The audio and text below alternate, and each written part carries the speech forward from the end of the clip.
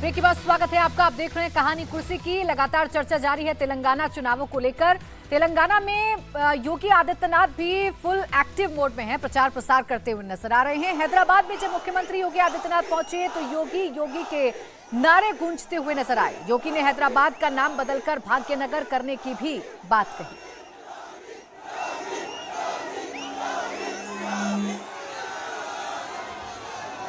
कांग्रेस ने तो यहाँ इसको हैदराबाद बनाया, हम तो इसको भाग्यनगर बनाने के लिए आए हैं। भाग्य को बदलने के लिए आए हैं। भाग्य लक्ष्मी का मंदिर यहाँ पर है, उनके नाम पर फिर से भाग्यनगर बनेगा। इस बीच से आपके पास आए हैं कि भाग्यनगर के राम भक्तों को प्रभु राम का आशीर्वाद दिलाने के लिए अयोध्या लेकर के आए।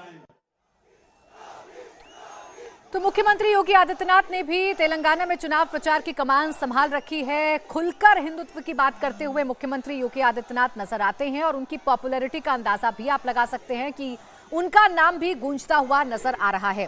राहुल जी, क्या मोदी योगी की जोड़ी साउथ के इस इलाके में भी कारगर साबित होगी, कोई कमाल कर पाएगी?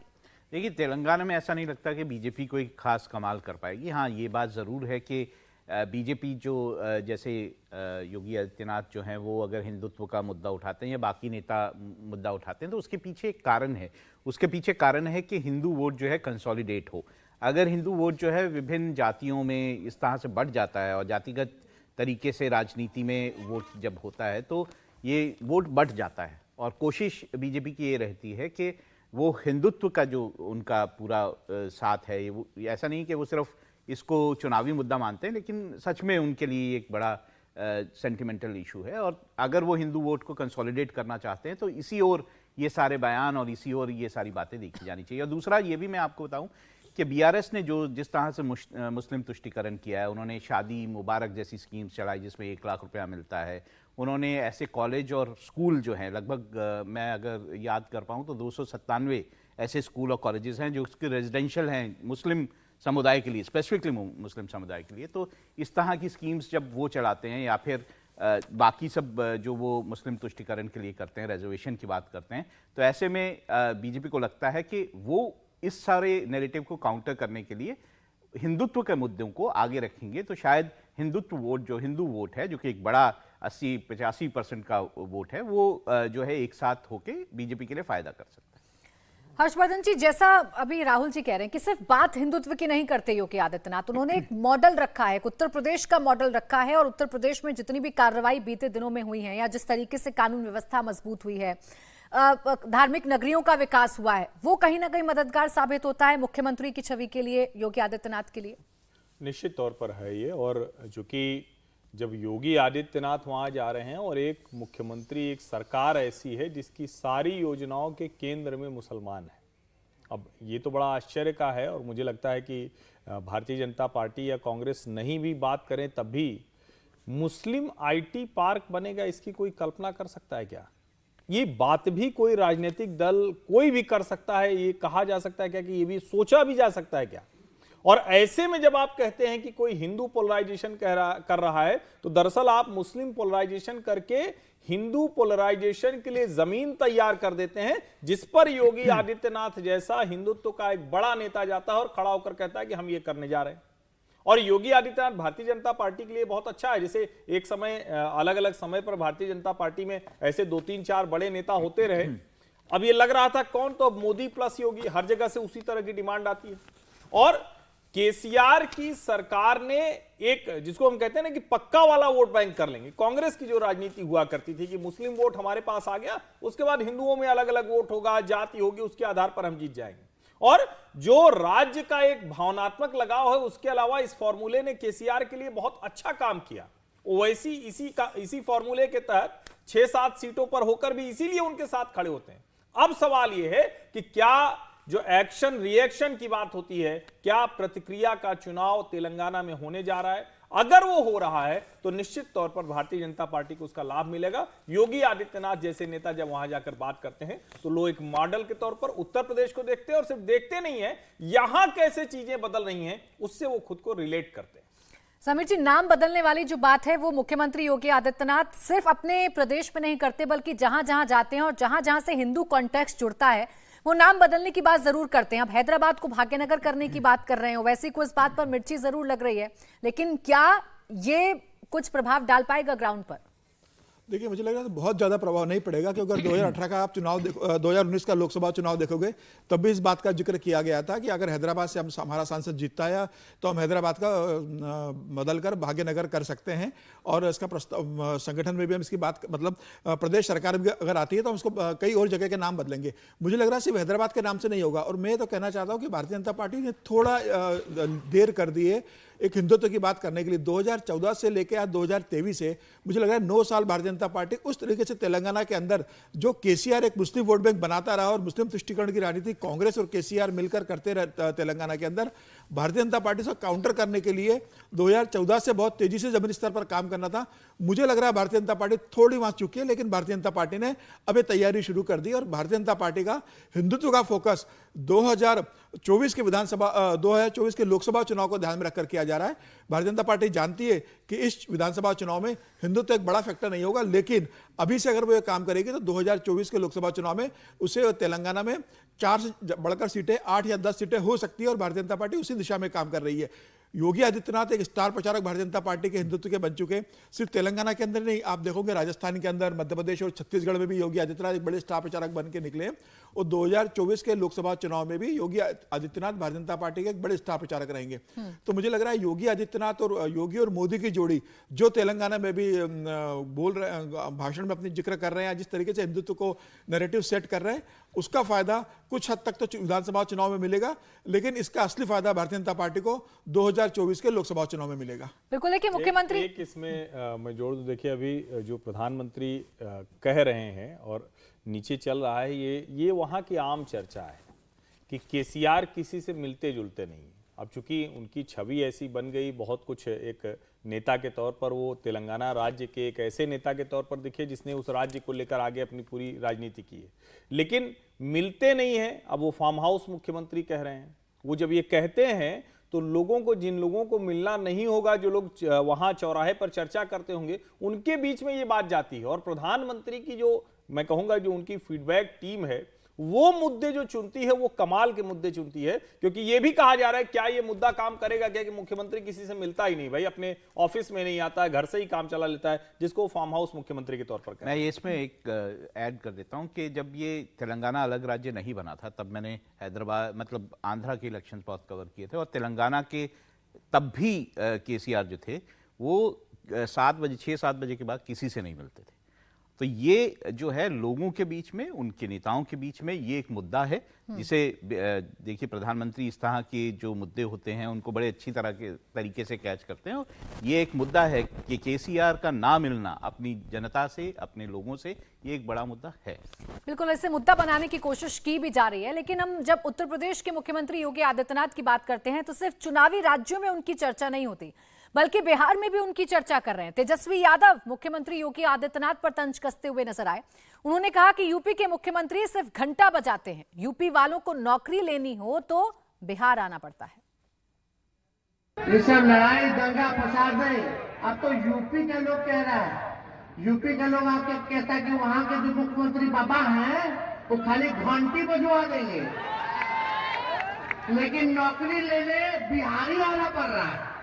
तो समझ रहे हैं, नौकरी घंटी बजाने से कोई पेट भरे वाला, इसलिए आप सब लोग इनके अफवाहों पर मत रहिएगा। मंदिर और मस्जिद से पेट नहीं भरता, कोनो झूठाओं के टीका लगा के भगवा पहन के हे हो करने से नहीं होता है, ये बात समझना चाहिए। हर्षवर्धन जी, जैसे नाटकीय अंदाज में पूरी तरीके से व्याख्या कर रहे हैं मुख्यमंत्री योगी आदित्यनाथ की, और एक बड़ी बात कि बिहार आना पड़ता है अब रोजगार लेने के लिए उत्तर प्रदेश के लोगों को, ये बात क्या हजम करने वाली है? क्या ये बात लोगों के समझ में आने वाली है? देखिए, अभी अभी दीपावली और छठ का त्योहार बीता है। देश में सबसे ज्यादा विशेष ट्रेनें बिहार के लिए चलानी पड़ती है, बावजूद इसके बिहार के लोगों को पशुओं की तरह डिब्बों में भरकर अपने घर लौटना पड़ता है, क्योंकि छठ के समय हर बिहार वासी अपनी जमीन पर, अपने परिवार में, अपने पास के गांव की नदी में, अपने पास के मंदिर पर, अपने परिवार की स्त्रियों के साथ सूर्य देवता को ये जो उपासना का पर्व है वो मनाना चाहता है। अगर नौकरियां मिल रही होती तो क्यों होता है? अभी जब ये छठ खत्म हुआ तो एक दूसरा दृश्य दिखा। जब वहां से ट्रेनें वापस जाने लगी तो तमिलनाडु की ट्रेन में बैठे बिहार के यात्री कहते हैं कि हम अपमानित होने क्यों जाते अगर नौकरी मिल रही होती। रिपोर्टर से यही सवाल पूछ रहे हैं कि भाई आखिर बताइए, यहां तो बड़ी नौकरियां बट रही हैं, तो आप क्यों जो है तमिलनाडु जा रहे हैं? और इसके आगे मैं एक बात कहूंगा, देखिए योगी आदित्यनाथ का भविष्य बड़ा उज्जवल है, ये हम लोग चर्चा में करते हैं, लेकिन आज प्रमाण के साथ ये बात साबित हो गई कि योगी जी बहुत आगे जाने वाले हैं। जब संसद में एक बार तेजस्वी यादव के पिताजी लालू प्रसाद यादव जी ने कहा था कि अरे मंदिर में जाइए, घंटी उंटी बजाइए ना बाबा जी, तो क्या हुआ? बाबा जी क्या हो गए? सामान्य सांसद से मुख्यमंत्री की कुर्सी पर आ गए, और मुख्यमंत्री भी ऐसा जिसको राह चलते कोई कहता है किसी राज्य का दूसरे राज्य का व्यक्ति करे यार हमारे यहां एक योगी आदित्यनाथ जैसा मुख्यमंत्री हो जाए तो कमाल हो जाए। अब तेजस्वी यादव अगर ये कह रहे हैं कि बाबा जी घंटी बजवा रहे हैं, तो पता नहीं बाबा जी क्या बिहार की तरफ भी कुछ ज्यादा दौरा करने वाले हैं, वहां भी कुछ वो प्रभाव डालने वाले हैं। लेकिन इतना जरूर है कि उत्तर प्रदेश के मुख्यमंत्री योगी आदित्यनाथ का बढ़ता हुआ कद वो पार्टी के भीतर ही नहीं, पार्टी के बाहर भी बहुत लोगों को परेशान कर रहा है, और बिहार के उप मुख्यमंत्री के लिए चिंता की बात है। और अगर वही वाला अंदाज है तो निश्चित तौर पर उनका भविष्य उज्जवल है। और जहां तक तेजस्वी का है तो शायद अब वो अपने पिताजी से ज्यादा सीख रहे हैं, भाषण भी उसी तरह से दे रहे हैं। बिल्कुल, देखिए सेंट्रिक जो मुख्यमंत्री योगी आदित्यनाथ को समीर जी रखा जा रहा है, तो ये प्रामाणिकता है इस बात की कि मुख्यमंत्री योगी आदित्यनाथ टेंशन तो बढ़ा रहे हैं अपने काम से भी, और जिस तरीके की बातें वो करते हैं, खुलकर हिंदुत्व की बातें रखते हैं, उससे विरोधियों के लिए टेंशन तो बन रहे हैं। इसमें कोई दो राय नहीं। और तेजस्वी यादव अगर कह रहे हैं कि योगी आदित्यनाथ को मंदिर में घंटी बजाना चाहिए, तो योगी आदित्यनाथ का आज जो कद बन गया है वो सबके लिए खतरे की घंटी है। इन सब लोगों के लिए जो मुस्लिम तुष्टिकरण की राजनीति करते हैं, जो परिवारात की राजनीति करते हैं, और जो अपने से भ्रष्टाचार की राजनीति करते हैं, वो योगी के प्रभाव से डर गए हैं। आप देखिए आज बिहार के अंदर जो भी योगी आदित्यनाथ की डिमांड होती है, किसी कार्यक्रम के लिए भारतीय जनता पार्टी का संगठन उन्हें वहां बुलाता है। योगी आज देश के बड़े स्टार प्रचारक है, और योगी ने जिस हिसाब से उत्तर प्रदेश का मॉडल पेश किया गुजरात के बाद, प्रधानमंत्री नरेंद्र मोदी जब गुजरात के मुख्यमंत्री थे उस समय जो गुजरात का विकास मॉडल था, और उसके बाद अब योगी आदित्यनाथ के नेतृत्व में उत्तर प्रदेश का जो विकास का मॉडल और अपराध मुक्त मॉडल उन्होंने जो दिया है कि अपराधियों के ऊपर जो सख्त कार्रवाई करते हैं, लॉ एंड ऑर्डर का जो उन्होंने मॉडल पेश किया है, मुझे लग रहा है बिहार में उसकी बहुत जरूरत है। बिहार के अंदर जिस हिसाब से आपराधिक घटनाएं बढ़ती है, योगी का यह बढ़ता हुआ कद बताता है कि तेजस्वी के साथ साथ नीतीश और विपक्ष से सभी नेता डरे हुए कि अभी तक तो एक प्रधानमंत्री मोदी से लड़ना पड़ता था, अब तो एक और 11 हो गए, मोदी जी के साथ योगी जी भी जुड़ गए। तो निश्चित रूप से योगी का बढ़ता कद इन सभी के लिए खतरे की घंटी है। बिल्कुल, और देखिए मंदिर को लेकर जिस तरीके की राजनीति हो रही है और हर एक नेता मंदिर जाता हुआ नजर आ रहा है, इसकी एक और तस्वीर देखने को मिल रही है। तेजस्वी यादव भले ही योगी आदित्यनाथ पर मंदिर और घंटा वाला तंज कस रहे हैं, लेकिन वहीं इंडिया अलायंस में उनके साथ आदित्य ठाकरे आज मथुरा पहुंचे हैं।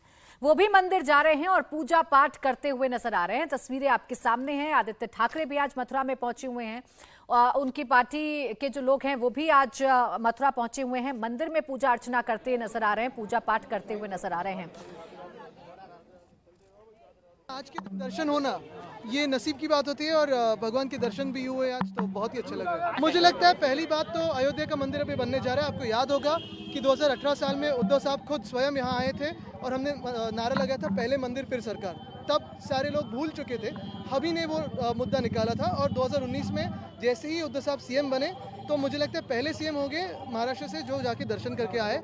यही बात है कि ये धर्म की जो बात होती है, दर्शन की जो बात होती है, निजी बात होती है, और हमने आज दर्शन किया। नहीं, पहले होके आए, वापस जाएंगे वहाँ, लेकिन आज क्या सलाह देंगे आप? कन्हैया जी के यहाँ है।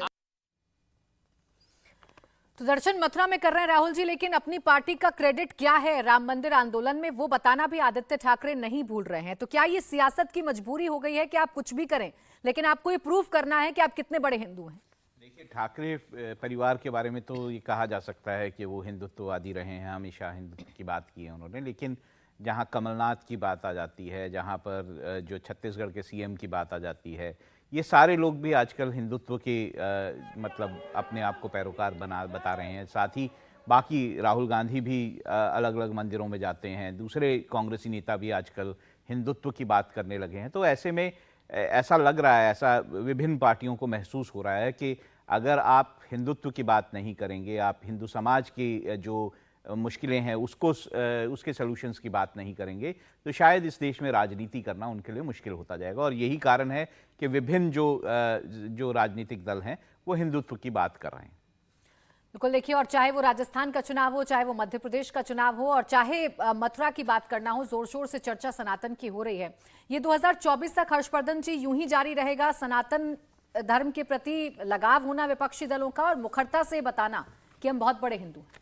देखिए, इसीलिए मोदी जी बीच बीच में ऐसा काम करते हैं ना, जिससे कि कुछ टिप्पणी आए, क्रिया प्रतिक्रिया हो और पता चले कि कौन चुनावी हिंदू है, कौन परमानेंट वाला है। आदित्य ठाकरे की एक बात बहुत अच्छी है, वो कह रहे हैं देखिए निजी आस्था का विषय है, ये ठीक बात है, लेकिन निजी आस्था का विषय अगर वो बार बार चोटिल किया जाए, बार बार उस पर हमला हो, कुरेदा जाए और उस पर टिप्पणी तक न की जाए। अब ठीक है, आस्था का विषय जैसे निजी आस्था का विषय ये हो सकता है, वैसे ही निजी आस्था का विषय छत्रपति शिवाजी और वीर सावरकर भी महाराष्ट्र में हो सकते हैं। तो राम से लेकर और शिवाजी सावरकर तक अगर शिवसेना की जो वैचारिक, जो एक तरह से कहें कि जो जिस लड़ाई को कहते थे कि हम ही लड़ते हैं, वो वैचारिक भूमि अगर खिसक रही है तो फिर उनके लिए मुश्किल है। और मुझे तो कई बार ये लगता है कि अंत में उद्धव ठाकरे और आदित्य ठाकरे को भी पता है कि चाहे जितने दिनों तक हम सेकुलर बने रह जाएं, लेकिन हमारा भविष्य इधर नहीं है, हमारी मुश्किलें हैं, और शायद एक बार जब उनको फिर से समझ में आएगा तो लौटने के लिए रास्ता बना रहे, इसलिए भी ये गुंजाइश बनाए रखते हैं। वरना क्या इस आंदोलन के समय जो बाला साहब ठाकरे का रुख था, वो रुख राम मंदिर बनते वक्त है उद्धव ठाकरे का? उद्धव ठाकरे ने तो एक तरह से अफवाह फैलाने का काम किया। उन्होंने कहा कि लाखों लोग आएंगे, उसी तरह की स्थिति हो सकती है जैसे गोधरा हुआ था। ये तो वो खतरनाक काम कर रहे हैं। और क्या राम मंदिर के समय जब वो प्राण प्रतिष्ठा हो रही है, जब रामलला विराजमान वहां स्थापित होने जा रहे हैं, हर आस्थावान हिंदू अयोध्या की तरफ देख रहा है, उस समय में ऐसी अफवाह फैलाना, किसी भी तरह से किसी की निजी आस्था को चोटिल करना, तो आदित्य जी को भी ये भी थोड़ा समझना चाहिए। बिल्कुल, देखिए, सनातन की चर्चा राजस्थान में भी हुई है, मध्य प्रदेश में भी हुई है, और सनातन को लेकर तरीके के बयान भी आते हैं और एक अपने आप को हिंदू प्रूफ करने के लिए मंदिरों के चक्कर भी लगाए जा रहे हैं। लेकिन सबके बीच राजस्थान में आखिर कांग्रेस की गारंटी वर्सेस मोदी का चेहरा, कौन होगा पास, कौन होगा फेल? 3 दिसंबर के नतीजे के बाद कैसे तय होंगे 24 चुनाव के मुद्दे? डिटेल में होगी बात इस ब्रेक के बाद।